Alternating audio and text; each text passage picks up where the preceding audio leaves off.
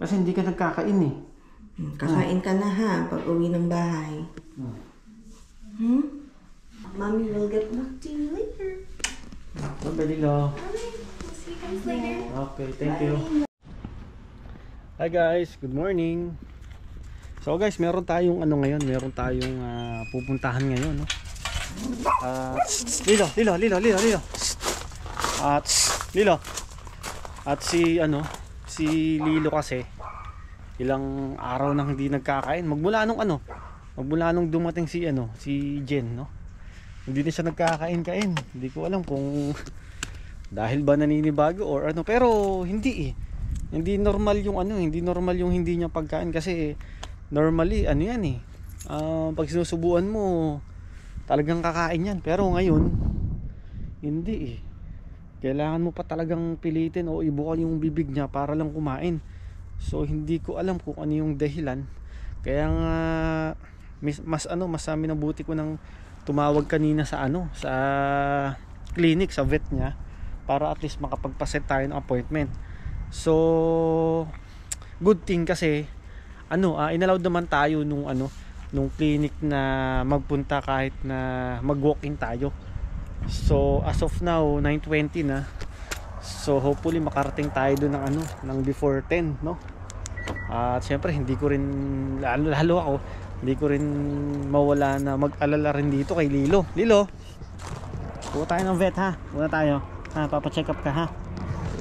Baka kasi may nararamdaman siyang kung nakapagsalita nga lang si Lilo di ba? So hindi natin alam, kaya mas mainam kung papa-check up na natin, no? So dito tayo sa guys, dito tayo sa Chilliwack Animal Hospital, which is talaga yung vet niya.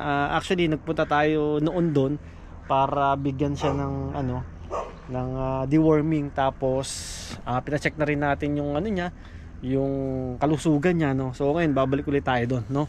So guys, samahan nyo kami, let's go. So guys, ito malapit na kami.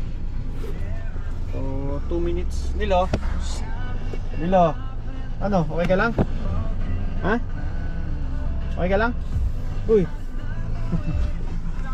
So medyo, pero okay naman siya.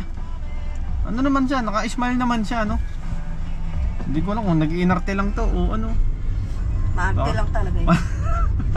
Maarte lang daw talaga. Pero pag nasa bahay naman, okay naman, malungkot siya. Kasi kulang siya sa gala. Kulang sa gala pala. Dito na tayo guys. Ayan, dito tayo sa Chilliwack Animal Hospital. So alam niya guys natatakot siya, ayaw niya bumaba. So alam niya talaga na pagpupunta ng vet ganon, takot na takot siya, parang sa Saudi ganyan siya. Ayaw niya bumaba.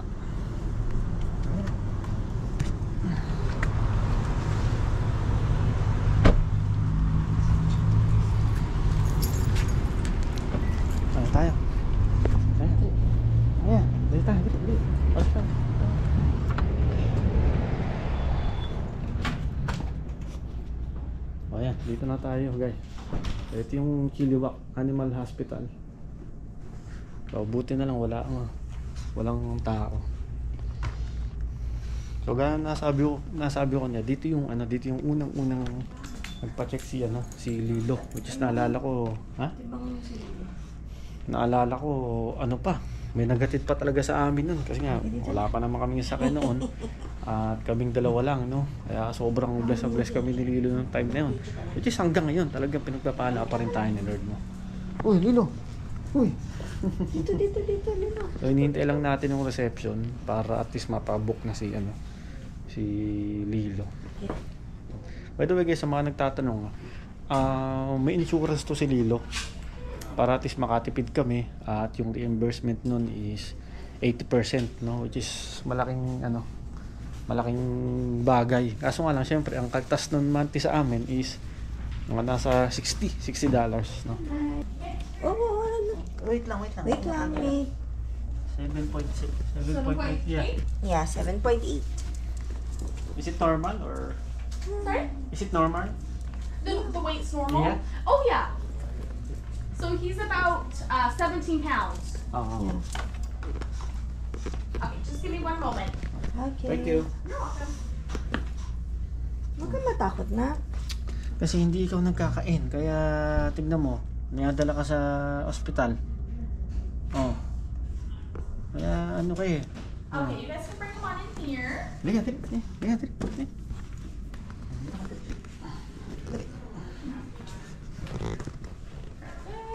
Yan ka. Perfect. And then I will let the doctor know you're here, and I will send him on in. Thank you. You're welcome.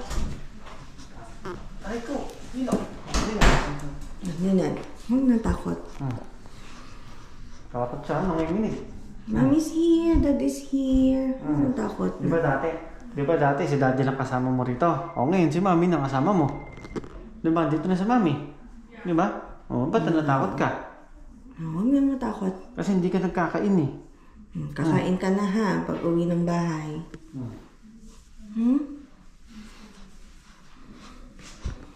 Papacheck ka. Papacheck lang natin.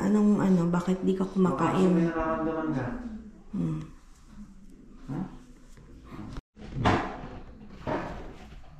So yun, na-check na siya ng doktor. So ang advice sa amin i-ano ng dugo, no? Mag-run ng test. Then, IV fluids. I-IV fluids siya. Then, kung bigyan siya ng gamot. Pero hindi naman siya nagsusukay. Kaya, siguro IV fluids lang yan. Tama lang po. Kasi hindi ko makain. Active naman siya, guys. Naka-smile pa nga, oh. Naka-smile pa. Kaso nga lang, para at least makasigurado ba kami kasi sabi nga nung doktor, hindi natin malalaman kung walang gagawing check-up. Diba? So since normal naman yung pagdumi niya, normal naman yung Very good. The tip of little. temperatura ng katawan niya, wala naman siyang sakit. So clueless kami, clueless tayo kung ano ba yung kung ano ba yung problema kay Lilo. Siyempre hindi natin pwedeng lang yun. Dito lang. Yung pag sa walang bahala, diba? So kailangan gawin yun. So good thing din kasi meron kaming insurance kay Lilo, which is ayun, gaya sabi ko kanina, ma-reimburse naman kung magkano yung binastos natin dito. So depende pa kung magkano yung kung magkano yung babayaran natin.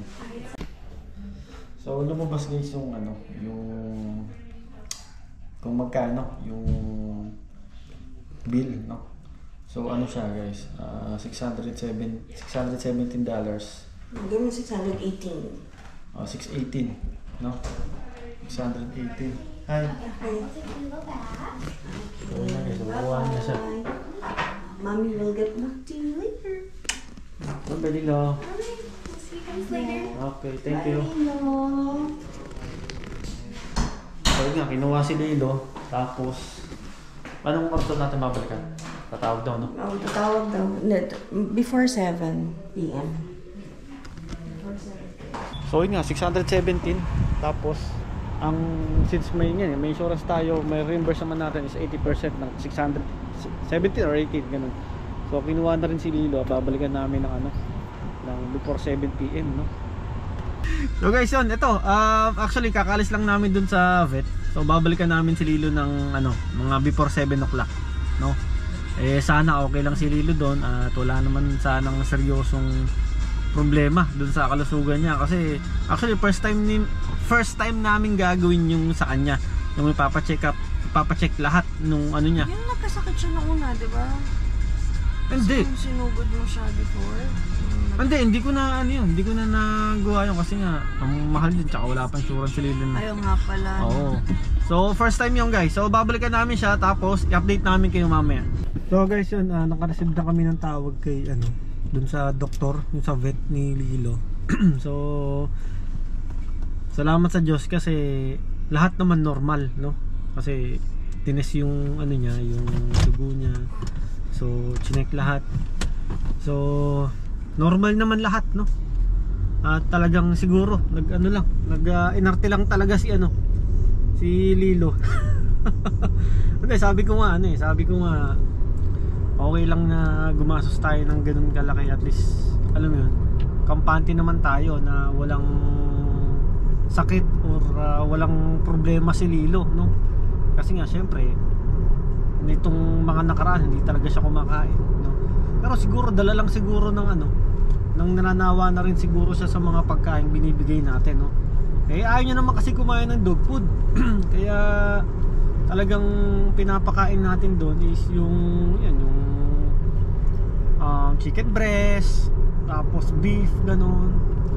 Kaya yun. So eto, may puntahan muna kami ni Jen. After nito kukunin na namin si Lilo dun sa vet, at para may uwi na rin namin, no? So yun, salamat sa Lord dahil wala namang nangyaring masama kay Lilo, o wala siyang sakit, no?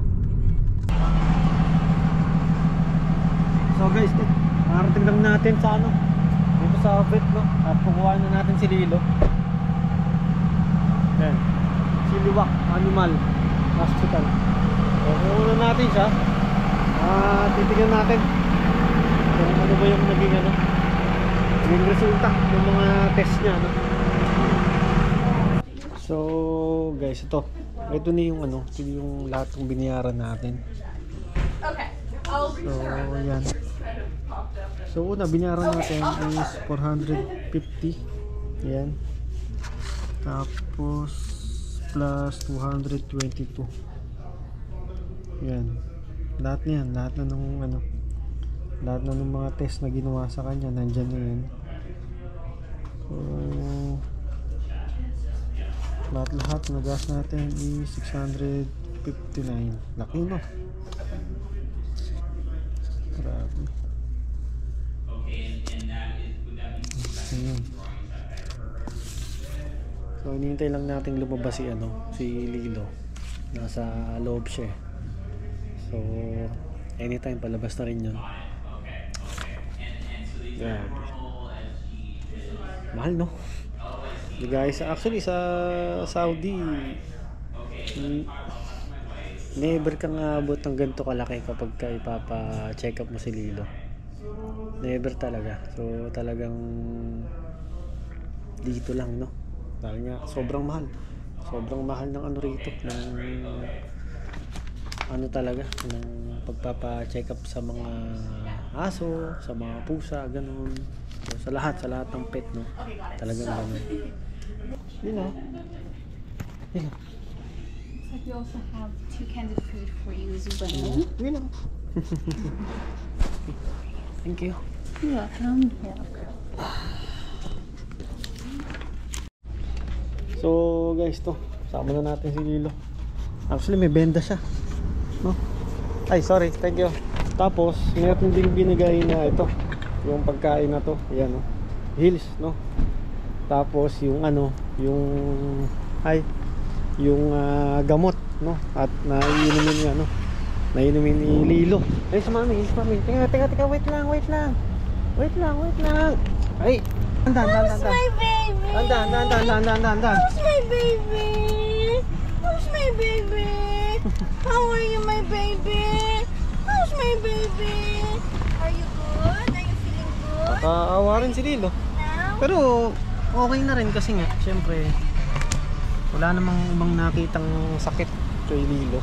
How's my baby? How's our baby? How's our baby? Ano nangyari? How are you?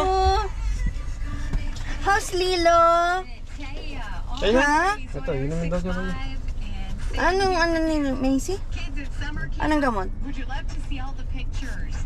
So, binigyan siya ng gamot. Omeprazole lang. Tsaka yan. Ano to? So, yun yung inumin niya. Appetite stimulant.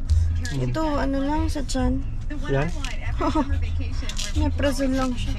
Lilo, okay ka na? How much? Lahat na, 600 plus. So, sasend nila sa akin. Tapos ito, isasubmit ko sa ano to. Sa insurance to. Yun. See? Dahil hindi ka kumakain, naka $600 tayo. Diba? Galing mo eh. The best ka talaga eh. So guys, yun lang. Yun, maraming salamat. At yun, thanks sa Lord kasi yun, wala namang nangyaring masama sa kanya. Or wala siyang ibang sakit. Ayan, bye-bye. Shout Lilo. out daw si Monica. Bye-bye. Ha? Monica. Yun, shout out kay kay Monica. Kay Monica, kay Aika, Thea, and Jubel. Yun, shout out sa inyo sa mga nasa mga nasa taga San Mateo. San Mateo ba? Hindi na si Thea na lang ang taga San Mateo. Ang iinam nyo. So yun, ingat kayo. At yun, may message ka? Bye! May message ka dun kila Thea, kila ano? I miss you. I love you, Tree. Okay, bye. Ingat kayo. God bless sa lahat.